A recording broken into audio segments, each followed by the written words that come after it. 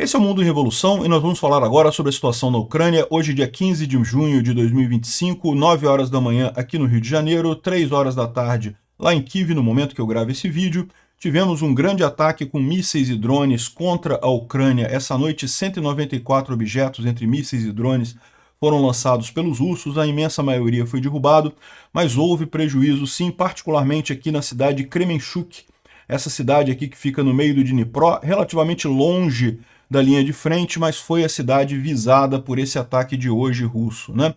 Mais uma vez, muitos alvos civis, muitas pessoas afetadas, mas nenhum alvo militar reconhecível nessa região aqui, né?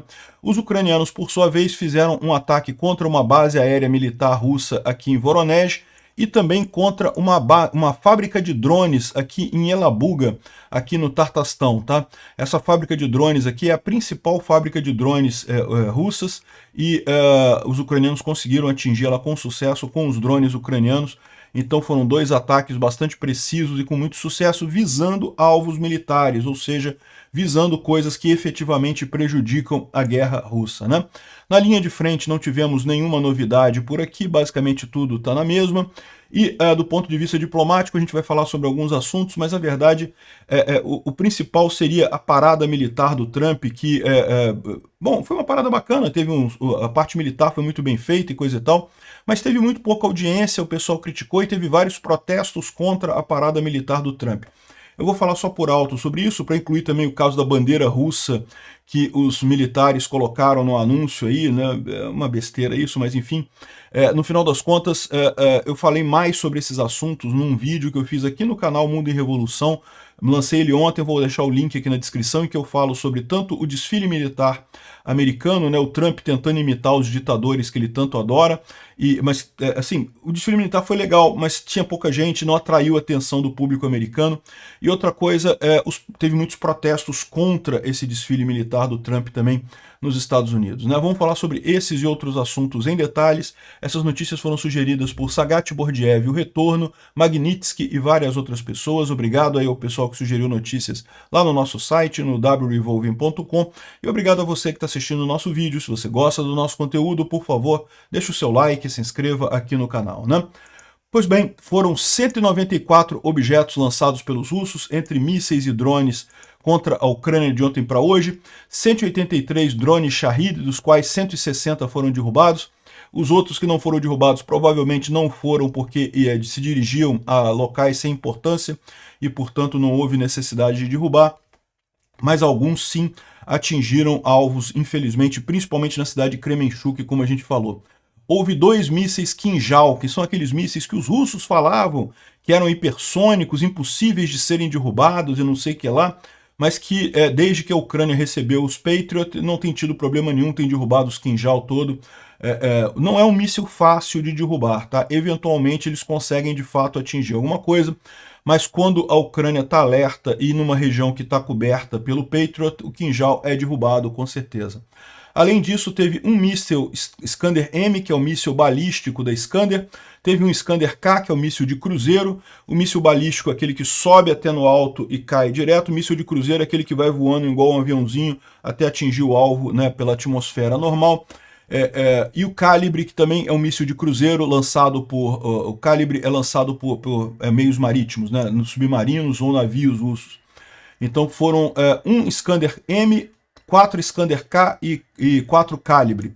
Desses, o Iskander-M infelizmente atingiu o alvo, 3 Iskander-K foram derrubados e 3 Calibre foram derrubados também, né? Então, os danos principais que a gente teve de ontem para hoje foram na cidade de Kremenchuk. Tem aqui várias imagens aqui do pessoal mostrando aqui os danos causados em Kiev. Esse aqui tem algumas coisas mais antigas, tá? Tem vários dias aqui. Kharkiv, as imagens não são todas de ontem, tá? Mas teve muita coisa em Kremenchuk aqui, particularmente o ataque visou a região de Poltava e Kremenchuk, a cidade de Kremenchuk, e isso tudo em uma noite apenas, então foi bastante complicado isso daí. Aqui a gente tem algumas imagens. Aqui, ó, nessa noite as forças russas lançaram um ataque massivo em Kremenchuk, na região de Poltava, o maior desde o início da guerra ali nessa região, né, na região de Kremenchuk. A cidade também foi atingida por drones Shahid, mísseis de cruzeiro e coisa e tal. múltiplas explosões e alguns incêndios em mata, tá? Isso aqui é incêndio em mata, não é nada crítico atingido aqui, né? Bom, os ucranianos, por sua vez, fizeram ataques bastante audaciosos, né? A ameaça de drone no Tartastão, os aeroportos em Kazan e Nizhnekamsk suspenderam os voos por conta desse ataque de drones ucranianos. A gente está falando do Tartastão, é justamente essa região aqui. Tem Kazan, tem essa outra cidade que ele chamou aqui Nizhny alguma coisa, não sei onde é que é essa cidade aqui, mas aqui, ó, Nizhnekamsk. Mas o alvo dos drones era Yelabuga, onde tem uma grande fábrica de drones aqui, uma grande instalação russa para fabricação de drones, e essa instalação foi atingida. A gente tem aqui a imagem do incêndio nessa instalação, a JSC Alabuga SES, que fabrica justamente os drones Shahid usados pelos russos, né? Então, os drones Shahid são de fabricação iraniana, são um desenho iraniano, mas os russos passaram a fabricar justamente nessa fábrica ali no Tartastão. E aqui você tem uma imagem do incêndio também nessa fábrica, vendo que o incêndio foi significativo ali, causado pelos drones ucranianos a uma distância bastante grande, tá? É bem longe isso daqui em relação à Ucrânia, né? Então, um sucesso muito grande desse ataque ucraniano. Também teve a base de Buturlinovka, na Voronezh, também foi atingida, uma base militar aqui em Voronezh, né? Essa base é mais próxima, está aqui nessa região aqui, foi atingida por drones também de ontem para hoje aqui na região, né? Mais uma vez, os ucranianos atingindo alvos militares, o que é o que realmente faz diferença no final das contas, é o que realmente permite que a Ucrânia tenha essa vantagem na guerra, né?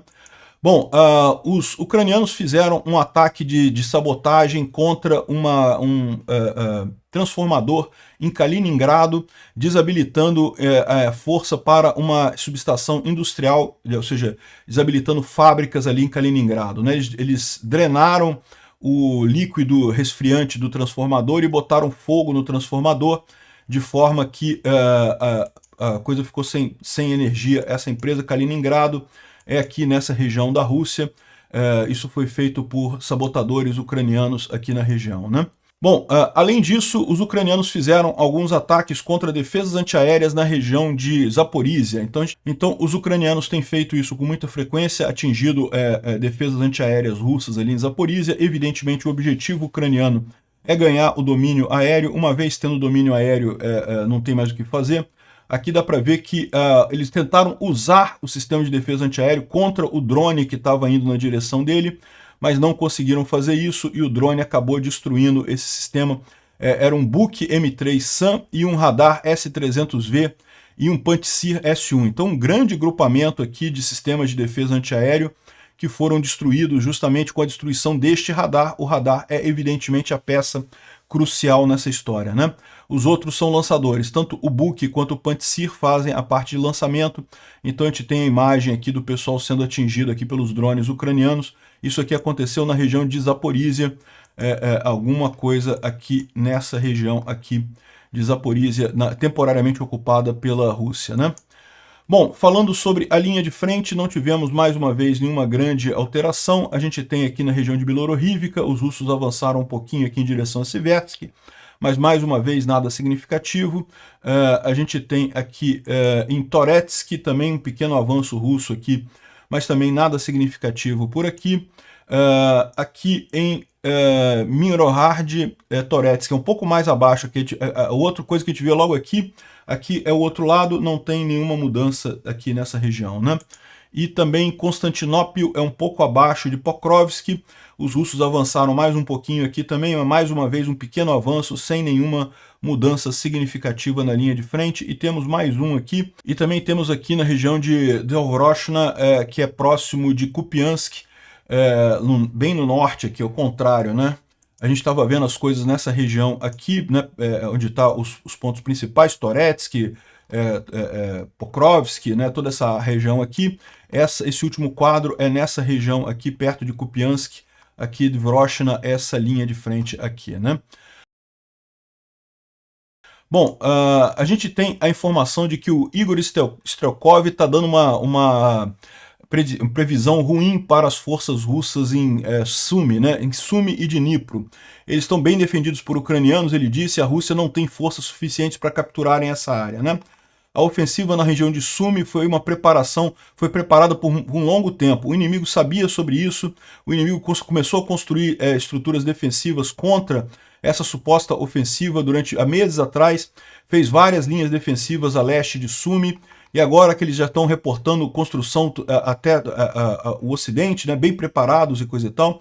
Então, embora a distância da linha de frente a Sumy seja de 20 a 25 quilômetros, que é maior do que a diferença entre Kharkiv e a linha de frente, né, Kharkiv até a linha de frente dá 12 quilômetros mais ou menos, e aqui, ó, então, ou seja, a partir da fronteira, a princípio, é um pouco mais de 30 quilômetros, então é um avanço muito profundo, e mais uma vez, a gente está fazendo um exemplo da nossa arte militar. Primeiro, atacamos o inimigo onde ele está esperando que nós vamos atacá-lo, né? Segundo, ele está preparado ali. Terceiro, nós atacamos exatamente quando o inimigo está esperando que nós vamos atacar. E quarto, nós não coletamos forças suficientes para essa operação e dessa forma essa coisa não vai a lugar nenhum, né?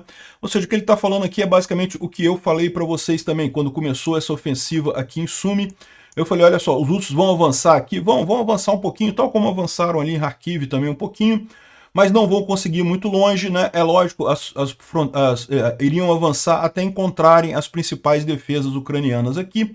Os ucranianos têm muitas defesas nessa região e aconteceu exatamente isso. Avançaram um pouquinho, pegaram algumas cidades e agora não conseguem avançar mais. Se você quer um exemplo disso, você pode olhar aqui também em Kharkiv, em que os russos fizeram a mesma coisa. Eles falaram que não, que vamos tomar Kharkiv, vamos tomar a cidade de Kharkiv, que está aqui. É uma cidade muito grande, Kharkiv, né? Mas, de novo, eles avançaram um pouquinho, tomaram algumas pequenas cidades aqui, infelizmente, mas bateram nas posições defensivas ucranianas aqui, não conseguiram avançar mais. Isso daqui já tem mais de ano, essa ofensiva russa aqui em Kharkiv, e eles não conseguem passar dessas posições aqui, né? Então, o Strelkov, embora seja um bandido, um criminoso de guerra, ele tem o raciocínio militar correto, né? Além disso, ele também está preocupado com a questão da guerra do Irã, tá? Ele está dizendo que a guerra do Irã terá consequências muito ruins para a Rússia, tá? É como eu falei para vocês, eu vejo a guerra do Irã como uma faca de dois gumes, né? Tem lado positivo e lado negativo para a Ucrânia isso aqui. O lado positivo é justamente que o Irã tem ajudado a Rússia com mísseis, com equipamento militar, e agora que o Irã está preocupado com isso, né? Está recebendo o ataque israelense, não pode mais fazer isso, né?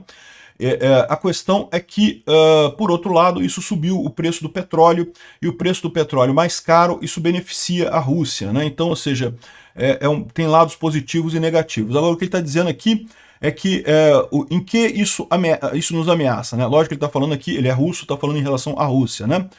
Duas coisas são ameaçadas. Primeiro e mais importante é o fim do Corredor Sul. Nós temos fornecido óleo e materiais para a Índia e outros países através do Irã. Então isso é uma coisa que eu mencionei, né? O Irã ele está nessa região aqui. A Rússia, a Rússia tem portos aqui, tanto no Mar Báltico quanto no Mar Negro, mas são portos que são cercados por aliados da Ucrânia, Turquia, Grécia, aqui os países bálticos, enfim. A Rússia tem dificuldade de exportar coisas com a frota cinza dele a partir daqui. A outra alternativa seria o Mar do Norte, mas o Mar do Norte, embora seja grande isso aqui é tudo congelado, então é complicado de fazer coisas por aqui, né? Aí, o que resta para a Rússia? A Rússia quer vender coisas para a China, para o Sudeste Asiático, para a Índia, e aí o que ele faz? Ele tem usado o Mar Cáspio e o Irã, né? Então ele consegue exportar através do Mar Cáspio para o Irã, e através do Irã, esse é o corredor sul que ele está mencionando aqui, que é usado pela Rússia para exportar coisas para a Índia. Eu não duvido nada que seja também por onde são feitas as exportações para o Brasil, né? O Brasil tem sido um grande comprador do diesel russo, infelizmente, diesel sujo de sangue, diesel que a gente não deveria estar comprando, né? Mas enfim, o que ele fala que é o pior é justamente o fim desse corredor sul. A gente estava ativamente fornecendo óleo e matérias-primas para a Índia e outros países através do Irã. Segundo, claro, o Irã agora está sendo atacado e perdendo mais e mais em indústrias militares, não vai ser capaz de nos suprir com as armas e munições que eles vinham suprindo antes, né? Isso terá um impacto também nas operações militares. Então, ou seja, o Irã ele estava fornecendo munição para a Rússia, tal como a Coreia do Norte, né? Para quem achava que a Rússia nunca ia ter dificuldade com munição e coisa e tal, a Rússia já está tendo dificuldade com munição, tem recorrido à Coreia do Norte e ao Irã para isso, e agora o Irã, pelo menos, não vai ter como ajudar muita coisa, porque eles estão do lado deles preocupados, né? Agora, de novo, eu reforço o que eu falei. Por um lado, de fato, isso prejudica a Rússia, ajuda a Ucrânia, mas por outro lado, isso aumenta o preço do petróleo e isso vai ajudar a Rússia. O principal problema da Rússia é econômico, então a questão militar, isso daqui eles dão um jeito, agora a economia é que é o problema. Então vamos ver como é que vai ser isso no final das contas. Eu diria que o cálculo dos próprios russos é que isso prejudica mais a Rússia do que qualquer coisa. A gente viu alguns analistas russos falando que o Irã aceitou as condições todas americanas para acabar a guerra. Eu não sei se isso é verdade, eu nem botei aqui na apresentação, porque eu não sei se isso é verdade ainda. Eu não tive nenhuma indicação de que o Irã tenha aceito as condições todas americanas para achar guerra. Me parece mais que são os russos querendo que o Irã faça isso, que o Irã aceite as condições todas para acabar com a guerra. Ou seja, o que são as condições todas? Acabar com todo o programa nuclear do Irã e aceitar que todo o urânio enriquecido que será fornecido pelo Irã será fornecido para o Irã será fornecido pelos Estados Unidos. A Rússia quer que o Irã não brigue, porque, né, prejudica a Rússia, né? A Rússia quer a ajuda do Irã na briga dela, né? Então eu não sei o que o Irã vai fazer, mas tenho em mente que o pessoal na Rússia está tendo a avaliação de que essa guerra do Irã é ruim para a Rússia, apesar do preço do petróleo estar subindo, né? O Instituto para o Estudo da Guerra fala sobre os avanços marginais russos aqui, pequenos avanços ali naquela região, mas nada significativo no final das contas, nenhuma novidade grande, né? Teve mais uma troca de prisioneiros, tá? Não se confundam, tá? Realmente, eu anunciei troca de prisioneiros várias vezes aí ao longo da semana, esse aqui é mais uma troca de prisioneiros, ainda é resultado, é o único resultado que teve daquelas discussões lá na Turquia, em Istambul, né? Não deixa de ser um resultado positivo, não tenha dúvida, mas no final das contas foi só isso mesmo. Que bom que libertou os prisioneiros, né? Bom, uma coisa muito curiosa, tá? O Wagner Group lá no Mali foi emboscado mais uma vez. Infelizmente eu não posso mostrar o vídeo aqui para vocês, porque o vídeo mostra um monte de soldado russo morto no meio da areia, tá? 21 mercenários russos foram eliminados no Mali, num contra-ataque dos tuaregues contra o Grupo Wagner, né? Vocês sabem o Grupo Wagner, né? A Rússia usa o Grupo Wagner para dominar, para fazer vários golpes e dominar governos aqui no norte da África, Chad, Mali, Burkina Faso, enfim, um monte de coisa, Níger, todo esse pessoal aqui teve golpes patrocinados pelo Grupo Wagner, são países muito fracos, e o interesse da Rússia é explorar commodities, explorar minerais aqui apenas e escravizar o povo, né?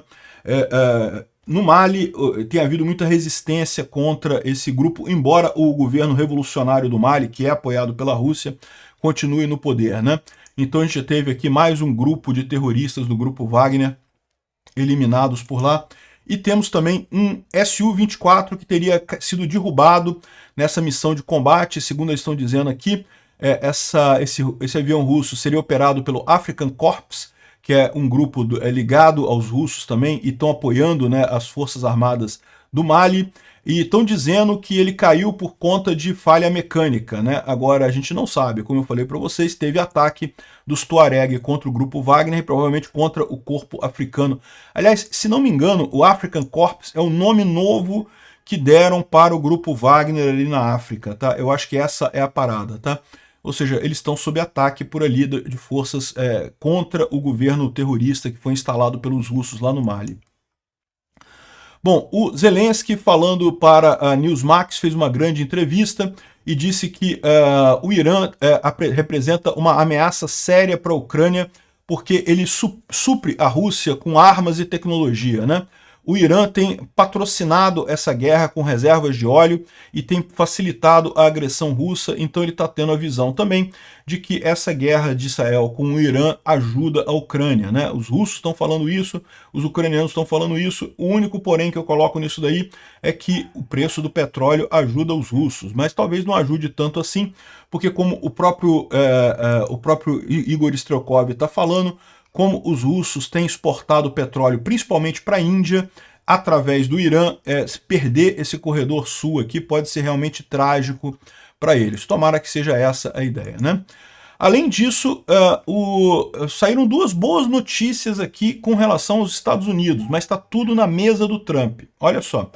É possível ajuda militar americana. A Ucrânia preparou um pacote de armas muito bom para comprar, tá? Não é para dar de graça, não, para comprar. Mas a aprovação final precisa vir do nível presidencial, segundo Zelensky, que está na mesa do Trump para ser aprovado isso. Além disso, a Europa está querendo fazer sanções à Rússia, diminuir o valor do petróleo permitido de 60 dólares o barril para 45 dólares o barril, e os Estados Unidos está resistindo a isso. Mais uma vez, isso está na mesa do Trump para ele decidir que decisão que ele vai tomar nesse caso aqui, né?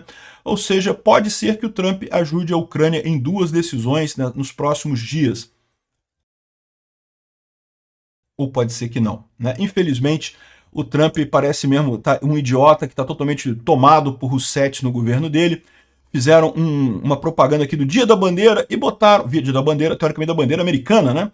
Só que eles botaram bandeirinhas russas aqui embaixo, né? Em tese, não é a bandeira russa, por quê? Porque é uma linha branca e uma linha vermelha sob um fundo azul. Mas quando você olha isso aqui, claramente você vê bandeiras russas nisso daqui, né? A bandeira russa é exatamente branco, azul e vermelho.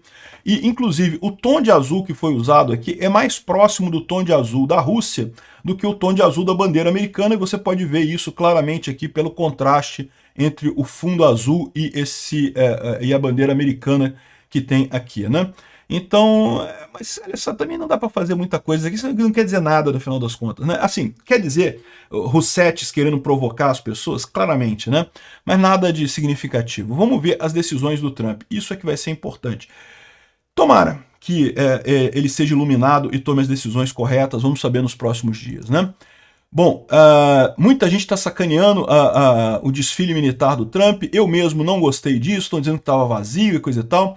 Eu fiz um vídeo todo sobre isso, sobre o desfile militar do Trump. O desfile foi legal, tá? Eles fizeram uma parada militar histórica, mostrando cada evento e coisa e tal que aconteceu na história dos Estados Unidos. Foi um desfile bacana, mas realmente tinha pouca gente, menos gente do que eles esperavam, né? Tinha bastante gente, tá? Eles botam aqui como se tivesse completamente vazio aqui, e em alguns lugares estava mais vazio mesmo, mas tinha muita gente lá assistindo esse desfile, né? Agora, o que eu critico nisso é que os Estados Unidos não precisa provar força. O Trump, países de terceiro mundo, ditaduras de merda, fazem esses desfiles porque querem mostrar que estão fortes. Olha só, eu tenho um monte de tanque, um monte de arma. Os Estados Unidos não precisa disso. Os Estados Unidos está realmente... Todo mundo sabe que os Estados Unidos é muito forte militarmente. Ele não precisa fazer desfiles militares para provar esse tipo de coisa. É coisa de terceiro mundo mesmo, de ditador de merda. Então, mas enfim, o Trump quis fazer, também não tem nada contra. Se fizer isso daí é só um desfile mesmo, só gastou dinheiro à toa, né? Ao invés de mandar ajuda para a Ucrânia, foi fazer desfile lá. E, curiosamente, no dia do aniversário dele, né? Então, tem um link na descrição desse vídeo sobre meus comentários sobre isso aí, e sobre os protestos contra esse desfile. O pessoal estava protestando, chamando de No King's Day, né? Dia de não reis. Não tem reis nos Estados Unidos, para não ter rei. Não sei o que rei tem a ver com desfile militar, mas essa foi a associação que eles fizeram lá, né? Bom, também ontem teve um ataque a 2 parlamentares americanos democratas por um sujeito que tem ligações com republicanos, mas tem ligações com os democratas também. Então ninguém sabe muito bem qual foi a coisa. Estão dizendo que foi porque esses deputados democratas votaram contra uma lei que dava assistência médica para imigrantes, mas não está nada muito claro ainda. Eu falo sobre esse outro caso lá no Ancapso, no vídeo lá do Ancapso, que aconteceu ontem, né? Bom, para terminar aqui, a gente tem uma boa notícia. A Ucrânia está testando um novo míssil balístico que é maior do que o ATACMS. Ou seja, a Ucrânia tem uma capacidade de desenvolvimento militar muito bom, de desenvolvimento bélico, né, de produção de armas muito boa. Era o grande cérebro da União Soviética, na época da União Soviética, de produção militar e coisa e tal, e agora parece que está fazendo esse novo programa de mísseis com um míssil que tem uma capacidade maior do que o ATACMS, né? Eu não vejo a hora dos ucranianos começarem a lançar uns mísseizinhos contra Moscou também, para os russos perceberem um pouco do problema, né? É esse míssil aqui que seria lançado contra alvos militares. Eles estão testando os mísseis aqui, estão fazendo todos esses testes. Já tem o Neptune, o Peklo, que são mísseis drones ucranianos que já tem sucesso comprovado, e esse outro agora é muito mais forte, com uma precisão muito grande e pode ter um alcance muito grande também.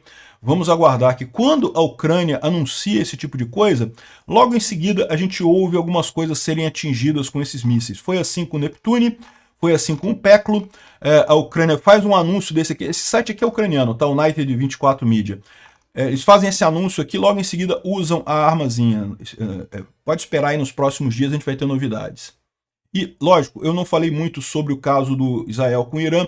Tem um outro vídeo aqui no canal que eu vou liberar daqui a pouco, explicando em detalhes o que está acontecendo lá no caso do Irã com Israel, né? Obrigado por assistir o vídeo até o final. Se gostou do conteúdo, não esqueça de deixar o seu like, isso ajuda o canal a crescer e a chegar para mais gente. Se não gostou, deixe o dislike e explique nos comentários como podemos melhorar. Comente também sugestões de temas que podemos trazer por aqui.